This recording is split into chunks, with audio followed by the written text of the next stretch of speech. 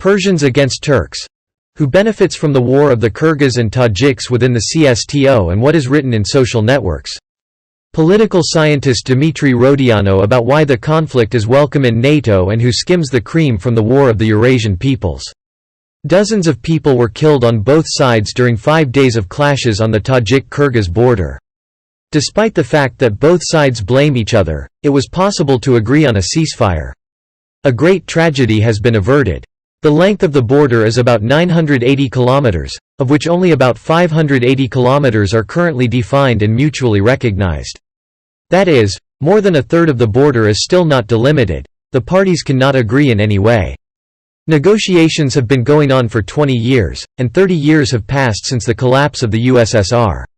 It was the collapse of the USSR that left a whole tangle of problems, including territorial ones, as a legacy to the entire post-Soviet space. The border drawn in the 20s of the 20th century turned out to be a bone of contention between the once fraternal peoples. As a result, many Kyrgyz ended up on the territory of Uzbekistan, Uzbeks on the territory of Tajikistan, etc. But more than one generation of these people lived on these lands, considering them their own. In addition, disputes began over water resources and farmland that are scarce in Central Asia. Conflicts broke out due to the fact that one of the parties, without waiting for the delimitation of the border, tried to do it on their own, installing signs and building roads. As a result, all these years there have been regular clashes between both civilians and the military with the use of weapons and equipment. Countries have repeatedly found themselves on the verge of a full-fledged war. Dry statistics. Since 2014 alone, there have been 10 serious clashes on the Kyrgyz-Tajik border, 5 of which occurred just in 2014. 4 serious collisions occurred in 2019. Add to this the long-standing ethnic enmity between Kyrgyz and Uzbeks, the most serious outbreak of which in the post-Soviet period occurred in 2010 during the next color revolution, in Kyrgyzstan, and we see a really extremely complex region that can explode at any moment, becoming a source of problems for neighboring countries, primarily Russia. The role of the regional arbiter, which Russia has been playing here for several centuries, is the very factor that keeps the region from a full-scale war. The fact that Kyrgyzstan and Tajikistan are members of the CSTO is a guarantee that the conflict will be resolved as soon as possible. However, obviously, some people do not like it very much. Some would like to see this deterrent simply not exist. I regularly read information resources related to politics throughout the post-Soviet space.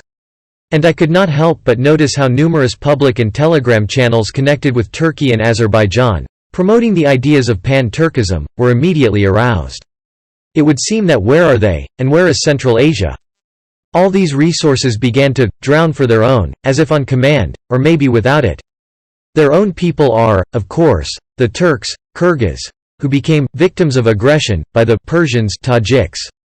Of course, the information was given in a one-sided form. Special emphasis was placed on the fact that the Tajiks were burning Kyrgyz villages and the like. In the comments, you can find curses not only against Iran, but also against Russia, which, they say, allowed this. They say that if it were not for Russia with its Eurasian integration, the parties would have agreed with each other long ago and would have lived peacefully. But insidious Moscow wants to divide and rule and deliberately pushes them together. The general message of all these resources boils down to one thing. When Tajikistan and Kyrgyzstan leave the CSTO, all problems will be solved immediately. Here comes to mind about a speck in someone else's eye.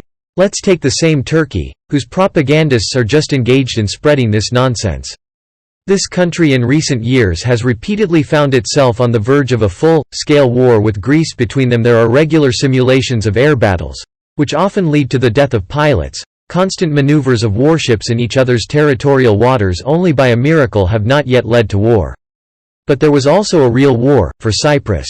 I think it is not necessary to explain that if it were not for the membership of both countries in NATO, Athens and Ankara would have long ago sorted out relations in full. So, when the supporters of Turan tell us that the CSTO is an unviable organization that provokes internal conflicts, they are at least lying. Who better than them to know that it's just the opposite?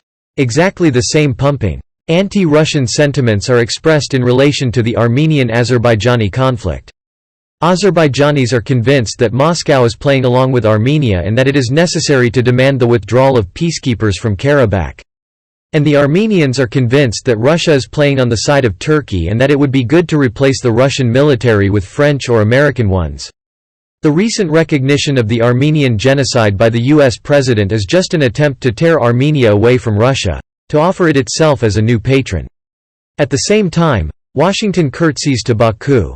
During a recent conversation with the president of Azerbaijan, the American Secretary of State mentioned the repeal of the 907th Amendment, which restricts the provision of assistance from the United States. Both yours and ours, in short. And let no one be confused by Washington's quarrels with Ankara. When it comes to opposing Russia, they quickly find a common language. Yes, the US and Turkey have different goals in Transcaucasia, but they are united in one thing: Russia's influence should be limited there. Of course, it should also be limited in Central Asia. After all, if Russia is deprived of these regions, then the CSTO and the EEU will remain horns and legs, that is, Russia and Belarus. And this is a long-standing dream of NATO, and here, again, the interests of the Atlantists and Pan-Turkists exactly coincide. Probably, I'm not the only one who comes up with analogies with the events of the late 80s.